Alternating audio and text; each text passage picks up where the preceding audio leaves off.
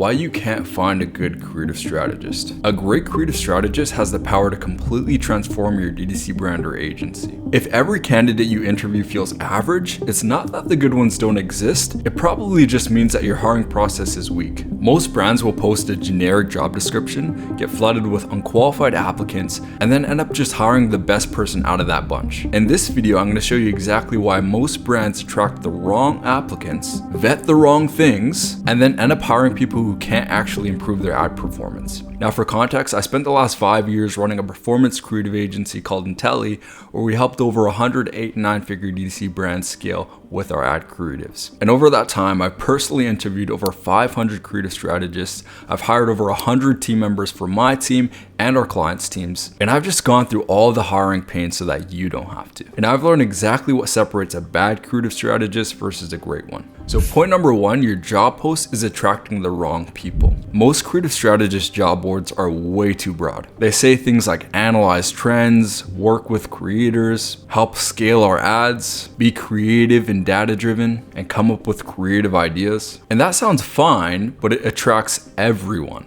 Junior marketers apply, social media managers apply, copywriters apply, brand marketers apply, even people who've watched a couple of TikToks on UGC apply. A strong job post should repel bad fits. It should clearly say the person needs experience with paid social creative, ad performance analysis, customer research, creative briefing, DTC offers, and testing systems. The more specific you are on the job post, the better the applicant pool will be. The key is you don't want to be generic, you want to be specific. So that means including numbers. This person has produced ads that have spent over 100K. They've worked at a DTC brand for X amount of years. We want proof and we want actual numbers because again, that way we will repel the bad fits because they'll know immediately, oh, I haven't created an ad that has spent over 100K. So they will completely disregard the application and you'll only end up with really qualified people. So be specific. And before we move on to the next step, I just want to give a quick reminder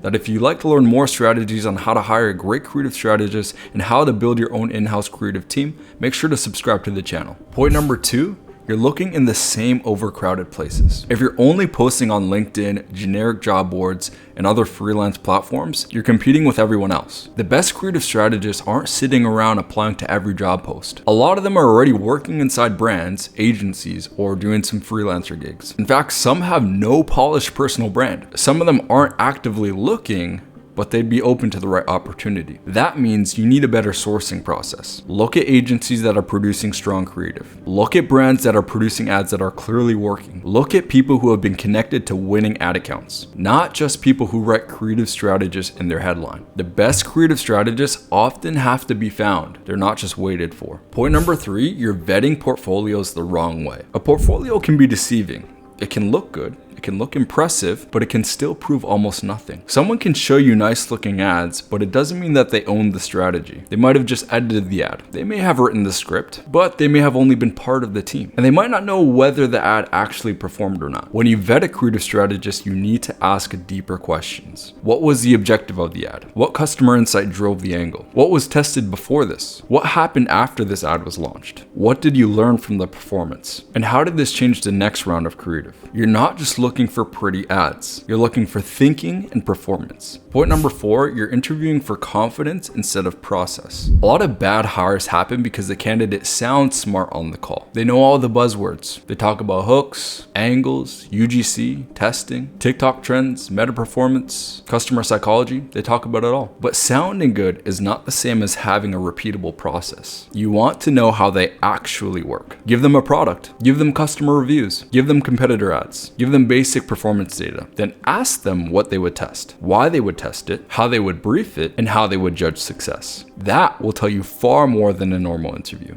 And I'll also say this, it's really important that you actually get them to do a trial task. Because again, someone could sound really confident on a call, but to really know if they're good, test them. Have them do a trial task. Give them some context and tell them to create a brief. And in doing that, you'll know for sure whether they're actually good at what they do or whether they just sound confident on the call. Point number 5, you don't know the difference between a junior, a mid-level, and an A player. This is where a lot of founders get burnt. They expect a junior person to own a senior function. A junior creative strategist may be able to research competitors, write simple briefs, and generate ad ideas. A mid-level strategist can usually own parts of the testing process, analyze performance, and work with editors or creators. And an A player can connect research, strategy, creative production, testing, and performance into one clear system. If you don't know which level you're hiring for, you'll either overpay for someone average or underpay and expect miracles. Point number 6, you're trying to hire without knowing what good looks like. The hardest part about hiring creative strategists is that the role is still misunderstood. Most founders know when they need better creative, but they don't always know how to identify that person who can make that improvement. That's why they rely on resumes, confidence, portfolios, and referrals. But a great creative strategist should be able to prove they understand performance creative. They should explain how to research customers, find angles, brief creatives, analyze results, and improve the next round of testing. If they can't explain the system, they can't run the function. So if you can't find a good creative strategist, the problem probably isn't that there aren't any good candidates. The problem is usually your sourcing, the job post, your interview process, and your vetting criteria. Once you fix those, you stop attracting generic marketers and start finding people who actually improve your creative output. And this matters even more once you understand what a great creative strategist does in 2026. Because it's not just ad ideas, it's research, data,